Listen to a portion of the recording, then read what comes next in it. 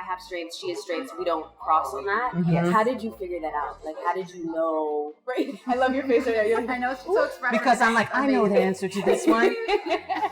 The Edge was Juliet's brainchild, and I actually always wanted to work with my sister in a business. And when she was about to sign the lease, I was very hesitant because I was worried about my freedom, you know? And I was like, oh my goodness, I'm not sure if I can do this. Right. So Juliet forged ahead. In the back of my mind, I was like, Juliet, I'll help you. But so she forged ahead and she started construction in here and really took charge of this whole vision. And then I came along behind her when I worked through my fears.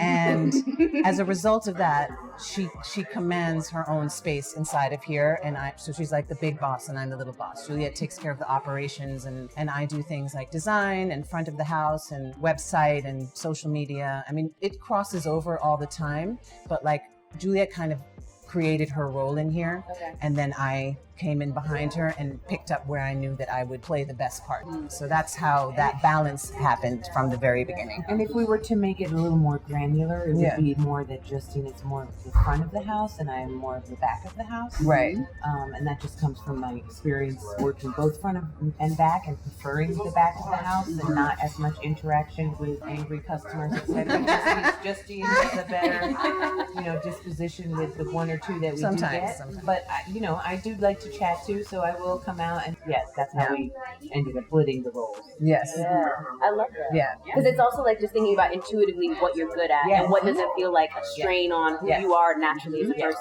Right. Which is really good. But Go ahead. you have to get pushed out of your comfort zone, especially in the service industry. Like we've both been pushed out of our comfort zone. And I feel like when you have your own business, that it is a natural result of being an entrepreneur is that you get stretched. You don't get to just stay in the pockets where it's nice and warm and fuzzy. Like you get to be in all those uncomfortable spaces and it forces you to grow. So it's great in the end, but it's uncomfortable in the moment, right? When you say uncomfortable, do you mean like you have to do a little bit more of what she normally does and she has to do a little bit more of what you normally do? Right, like we cross over. Okay. Or learning to do something. In order to keep the restaurant going, you do whatever you have to do. In the beginning, we had to do dishes. We had to do whatever it was to get it done, and maybe those spaces weren't ones that we were experts in, but we figured it out.